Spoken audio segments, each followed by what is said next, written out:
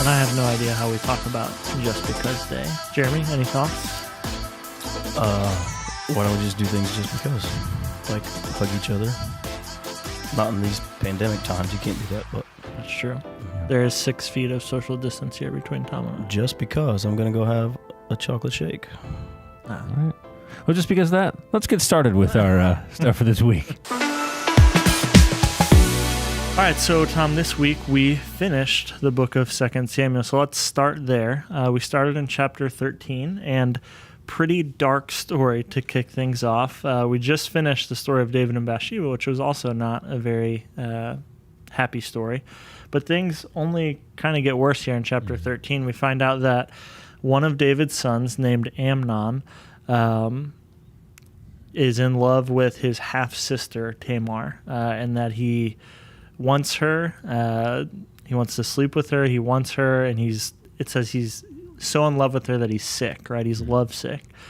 And obviously he knows it's his sister and it's wrong and he can't do that. But despite that, he basically comes up with this plan with one of his friends to kind of put her in a situation where she's trapped and she can't escape. He pretends to be sick.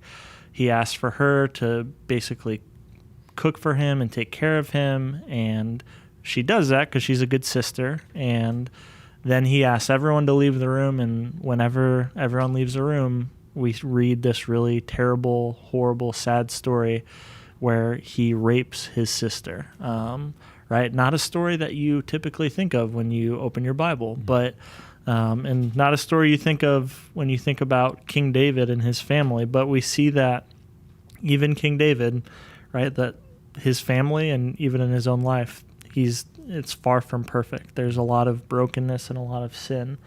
And after this happens, we see that things only kind of get worse. That Amnon, it says, now hates his sister and wants nothing to do with her. It says that her other brother, Absalom, comes along and he kind of comforts her, but then he also tells her to just be quiet about it. And then King David shows up and it just says that he was furious, which it's like, well, he should be furious, but then we don't really see anything happen to Amnon, to the brother who committed this horrible, horrible sin. And so we'll talk more about what happens next, but what do we make of this story? I mean, obviously it's a horrible, terrible story full of sin, but how do we make sense of it, and what do we apply about this story to our lives today? Yeah, I mean, it is awful. And it's the continuing that we've seen throughout the scriptures of bad choices leading to more bad choices, more bad choices, more bad. And you have, well, who is wrong here? Who is at fault? There's obviously, like Amnon, like he raped his sister. Definitely wrong. Like Tamar didn't do anything wrong here. But you also have David, who he got angry, and you could say, okay, he is right because he's angry. Yeah. But did nothing. It was almost a virtue, like just a signaling of sorts of like, I am really mad about this for you. Like, look how mad I am, and then didn't do anything about it. And then you have this other brother, like Absalom, who seems to tell his sister to not say anything, which according to the laws of those days, like obviously someone should have said something. Yeah. And then we'll see that he takes things into his own hands later on. So he does do something, but he's still wrong in it. And so we have this kind of lead up to no one really does the right thing in the situation. Yeah. And besides, like Amnon, like no one clearly did something wrong, but the wrong was not doing something. Right. Yeah.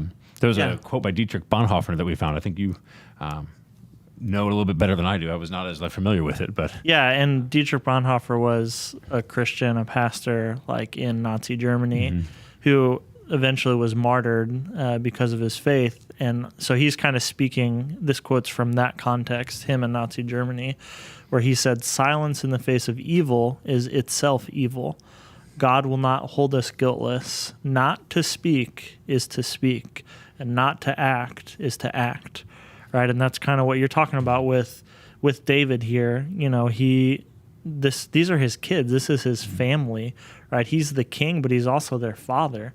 And this horrible thing has happened. And it seems that other than being angry, he doesn't really do anything, right? It says he's angry, and then a couple verses later, it says 2 years later, right? And it talks about what Absalom did. And so there's like this gap of time where it seems like nothing has happened to rectify this situation. And, of course, I think we would just, like you said, clearly Tamar did absolutely nothing wrong here. She was sinned against, and she was abused and raped, and that is horrible. And these men in her life, her brothers and her dad, did nothing to defend her, to stand up for her, to fight for justice, to protect her. Obviously, one is actually committing the sin against her. And so, I think we would just say, obviously, that's horrible and wrong, and that, just like Dietrich Bonhoeffer said there, we all have a responsibility whenever, not just within our family, but whenever we see any sort of abuse or oppression that's taking place, we have a responsibility as followers of Jesus to speak up, to actually not just be angry and to be outraged by it, but to actually do something about it.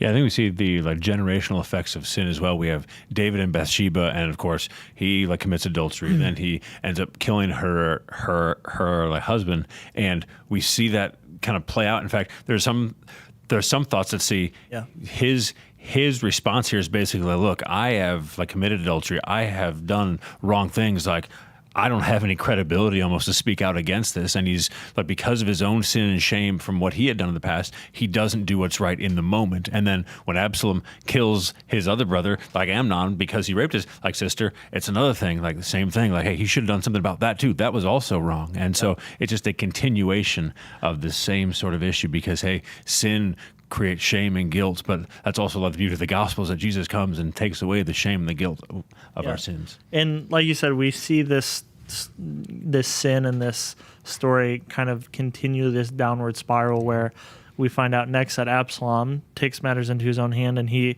arranges a way to basically murder his brother. And then from there, he flees, he runs away, right? David's son now is fleeing from him and separated from him. And we just see that there's this division even within David's own family, right? The king and his family, the same guy that God has promised to establish his kingdom and his line forever is now divided, where Absalom is then apart from David for some time before basically David's army commander kind of convinces him to invite Absalom back. But then even when Absalom comes back, David basically will have nothing to do with him. He won't even let him stand in his presence. And so we just see there's just a lot of dysfunction going on here. And a lot of that dysfunction is a result of the sin that's taken place, and not just in this story, but throughout the lives of David and his family. Yeah, and then it spreads to the kingdom as a whole as well. We can so often look at, this sin just affects me. This sin maybe at the most just affects those around me. But it's we see this here clearly one sin by Amnon led to other sins by David, by Absalom, and it spreads to this kingdom and it affects, there's a civil war that happens in this country as a result of this. There are people that die. There's people that get killed who had nothing to do with the original thing, all because sin wasn't handled and taken seriously.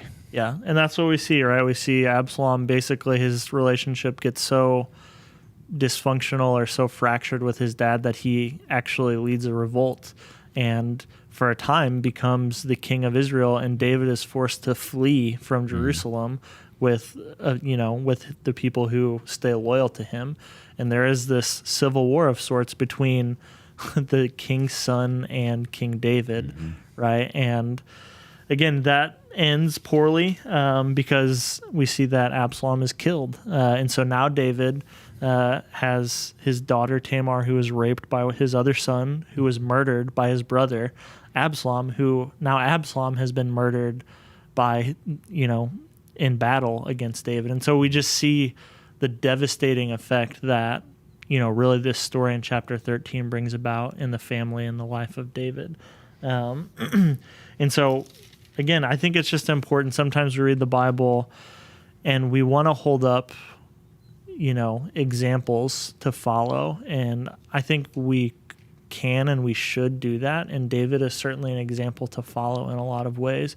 But it's just always important to remember that no one in the Bible was chosen by God because they had their act together or because they were perfect. And that for all the stories you can find about, great faith of some of these men, you also see a lot of really big missteps and sins. And so, which that's discouraging in a way, but it's also encouraging, I think, to us because we know ourselves. I know that I'm a screw up. I know that I make mistakes. And if you just held up perfect examples for me to follow, I would never be able to do that. But whenever I see the men and women in the Bible who, despite their sin, God loves them and chooses them and blesses them, right? It's encouraging to me to know that despite my sin, God loved me so much that he gave his son so that we could be forgiven and walk with him. So I think that's a good just thing to remember as we read through this story.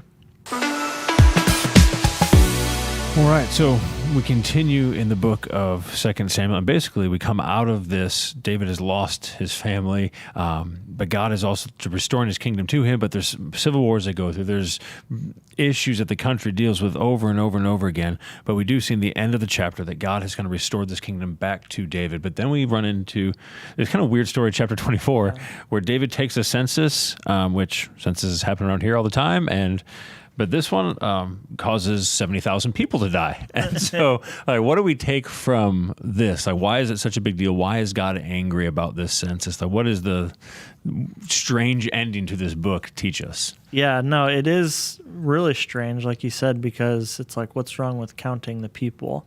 And I think when we just read it on face value, it is really strange to us. But I guess, we talked about this because we honestly had to read into it ourselves because it is such a strange story. But back in Exodus chapter 30, verse 12, there's basically God kind of outlines, how to do a census and what you're supposed to do and how it's supposed to work. And he even says, if you don't do it this way, that there will be a plague. And we see in this story that David does a census and then the result is a plague. And so what I think that teaches is that David is not doing the census in the way that God wanted them to. But even in addition to that, kind of what we read about is just that what David is doing here, the reason it is wrong is because he's kind of looking to count his army to kind of rely on his human strength to look at the numbers that they have and how they stack up against maybe their enemies or their surrounding nations rather than relying on God. But again, it's kind of a very abstract or different story for us. Anything that you would add that stood out to you? Yeah, I think it is interesting. So he does this census in the wrong way, trying to rely on his own might. And then God basically says, okay, you didn't do it the way that I wanted you to do. There's three options, right? He gives him a choice. It's kind of like one of the strange times in the Bible that God says, pick your punishment. It's basically what it is. And he basically says, hey, you can be conquered by another army. You could have a famine, or I can send this pestilence is what my Bible says, but plague, same thing. And David chooses the plague, which again, looking at it at face value, it's kind of like why that one? But I think it's a beautiful picture that God gives here of the restoration to God's plan, because if it's, we're gonna go with we're gonna be conquered by an army. Okay, well that's relying on, is that army going to, what are they gonna do? It's up to them on how harsh that they go. And so that's still in man's hands. And then there's, if there's famine, well, we have to go beg from our neighbors for food, and we're still reliant on man for that. But when you go with this plague, it's God, that's from you, it's only from you, and we can beg for your mercy in this, but we're totally relying on you in this. And it's a picture of what David should have done to start with, that the punishment leads him back to that. And so God does actually spare them. He yields. Yeah, even though it's still seems like a severe punishment. Yeah. David basically says, I'd rather fall at the mercy of God than at the mercy of men. And so, it is interesting. And then we kind of see that is the way 2 Samuel ends, is we see David's life starting to wrap up. We'll read about in 1 Kings next week, and then we'll start moving on from David's life, which will be new because we've been talking about David for a while now. So. All right, we are also in the New Testament this week as well. We're finishing up Acts. In fact, basically hitting the tail end of Acts and then into Romans. So Acts, we have Paul. He's shipwrecked. We kind of ended with the last time. He heads to Malta. He's basically... bad things continue to happen to him. He gets bit by a snake on Malta, but then he doesn't die, right? He heals from that, and then he finally arrives in Rome. Kind of that like the culmination of his journey, where God had said, "Hey, you will go to Rome," and he gets there, and we kind of end the Didn't book. get there the way he expected. No, he did Made not. it. Yeah. And so that's kind of where we kind of end Acts. Anything that we kind of take from Acts, just as we wrap that up before we get into Romans, any thoughts that you have on it? Yeah, when we were talking about the other day, I thought you said something that was good. Just, at the very end of Acts 28, talks about how Paul stayed for 2 whole years in his own rented house, and he welcomed all who visited him, proclaiming the kingdom of God and teaching about Lord Jesus Christ with all boldness and without hindrance. And especially at the end there where it says without hindrance, and just how he was kind of free to come and go as he wanted, and just how it was kind of ironic how all of his journeys to get to Rome were filled with persecution and suffering and difficulty and hindrances. And now, even though he's still a prisoner of sorts in Rome, he's now free to go about sharing the gospel with the people around him with no hindrance. And so cool to see, again, not a conventional way, but how God brought him to Rome eventually, and now how Paul spent 2 years there and was able to have fruitful ministry among the Romans. Yeah, well, we're going to continue with the Romans and a letter that he wrote to them, which this letter, Romans, in the Bible, obviously there is so much packed in here that we're going to try to kind of overview as much as we can, but there is so much. We could spend weeks and weeks and weeks just going through this, but to kind of give a bit of an overview, this is obviously written by Paul to the church at Rome, or to the Romans, and this was actually written kind of like before like we just ended Acts. Yeah. He didn't just say, "All right, I'm done with Acts." No, he didn't write Acts. But this happens right in between after he left Ephesus on his third missionary journey and before he gets to Corinth. So somewhere in that time frame. So this is kind of while he's on this journey. And so this is a letter that's written, and we look at this and it's so much full of the gospel. A lot of what we do to explain the gospel comes from this book. And so it's almost a very clear laying it all out for these believers here. And so we're going to walk through, we're covering 4 chapters this week, but we're going to kind of walk through a little bit of kind of what we can pull, not what we can pull, but I guess more of what's the overview, what's the big idea of each of these, and then we'll kind of discuss a bit. So Ben, with that, let's just take care of Romans for us. Yeah, so like you said, we could spend a lot of time here, but we'll just try to do a brief overview. And again, if you have questions, we'd love to hear from you and interact with you. But we'll just kind of touch lightly on each of these chapters. In chapter 1 and 2, really, we kind of see that Paul introduces that, hey, the gospel in Romans 1:16, it says the gospel is the power of God unto salvation for all who believe. So he starts off with just laying out this is what the gospel is, and it has the power to save. But then really what he begins to do after that is show how no one is worthy or no one can earn that grace that God has given, that all people have rejected God, all people have, it says, suppressed the truth. Whatever kind of knowledge they've received, they've suppressed it and they've disobeyed God, right? And it talks about those maybe who have heard the good news of Jesus, or those who have access to the scriptures, and those who don't, right? He talks about Jews and Gentiles. And he says, whether you're a Jew or a Gentile, you have not lived a life that's worthy of God's acceptance and love apart from the grace of God. Yeah, and of course we run into in verses 19 and 20 of chapter 1, kind of a really hard to swallow passage in one sense, because it does kind of go to that idea of, okay, well, what about someone who hasn't heard the gospel? There's tribes in Brazil and some parts of India and in different parts of the world that have never encountered anyone outside of their village or anything. They've not heard the gospel. No one's gone and said, hey, here's the Romans road. Here's how you follow. But the Bible is pretty clear on, hey, all men have sinned, all men are not righteous, and we have rejected God, whether we have a knowledge of, hey, I have 17 Bibles in my house, or I've never seen a Bible in my life.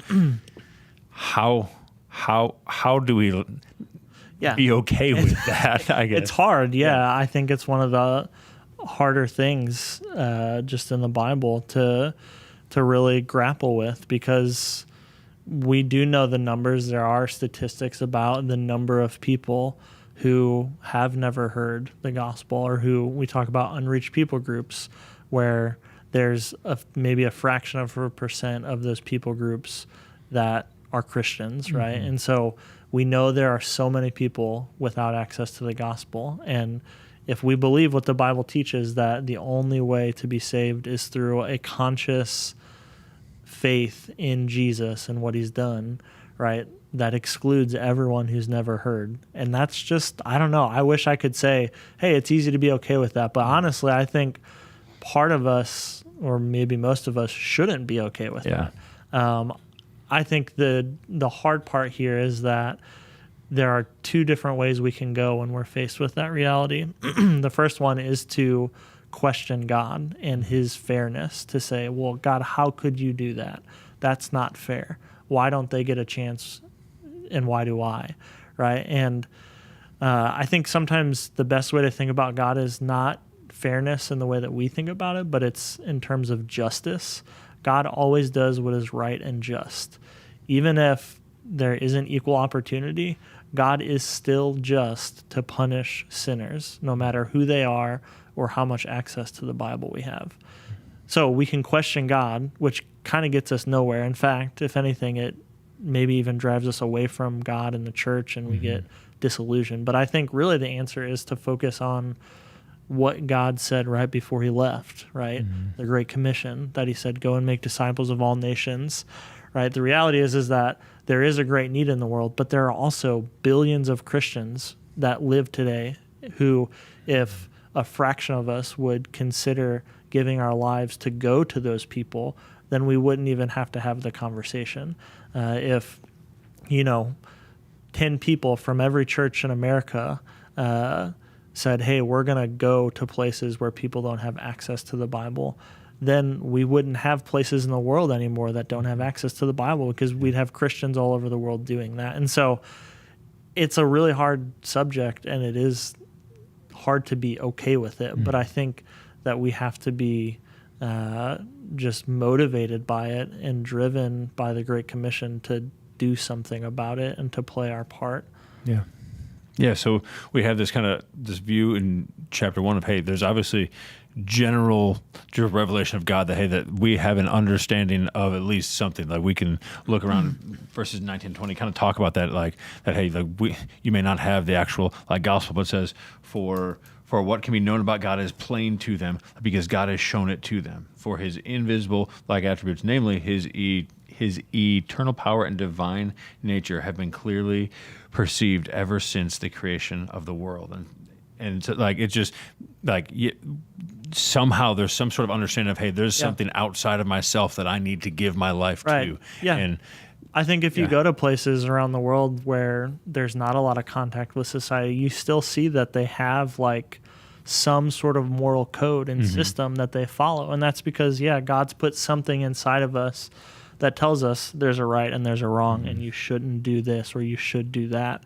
And again, I think what those verses are saying is that no matter what standard you live by or that you don't uphold it. You mess up, you sin, you fall short of it. You do the things you shouldn't, or you don't do the things you should. And so again, chapter 3 goes to great lengths, quoting the Old Testament in verses basically 10 through 18, talking about how everyone before God is guilty. Everyone's a sinner. Everyone is separated from God because of our sin. But it ends on a positive note, right, in chapter 3, because it tells us that righteousness can be found through faith in Jesus, not by our effort, not by our works, not by following the rules, but by trusting in Jesus. And so even though it's kind of a rough start in Romans, the first few chapters, because we just kind of a little bit get beat over our heads telling us how sinful we are, Mm-hmm. which I think we need and is good. But then really we see kind of the corner being turned, and Paul writing and offering hope in the gospel for everyone, both Jew and Gentile. Yeah, so to sum it up, Romans 1 and 2, to basically, hey, you need Jesus, right? And then, hey, just in general, we all fall short. Whatever standard that is, we fall short. Chapter 2 gets into, okay, hey, looking at the law. The law shows you that you fall short. The law shows you that you're not good. Like, even if you think you can keep the law, it's not going to do any good. Like, it's not going to help you. You cannot do it. And then chapter 3, we kind of talked, and it's just like, it's almost like he's beating a dead horse here over and over and over again. It's like, hey, get this through your head. Like, we have to start from the point of there's nothing we can do. And that's when you know, man, the gift of Jesus is so great because I am so lost without him. Yeah. And we see the beauty of that in chapter 3. And I think it's a powerful message because I think most people, the biggest obstacle for them to truly give their lives and to follow Jesus is that pride that they have in their hearts that says, well, I can be good enough, or I'm a pretty good person. Like, and Paul's like going to great lengths to say, like, hey, I don't care who you are. I don't care how much you know about God or the Bible. It doesn't matter what your background is. You are sinful, and you can do nothing to be right with God in your own power, right? And so I think we need to hear it, but then, of course, again, the good news is that in chapter 4, he begins laying out, hey, how we can be saved, even in our sin, even though we do fall short.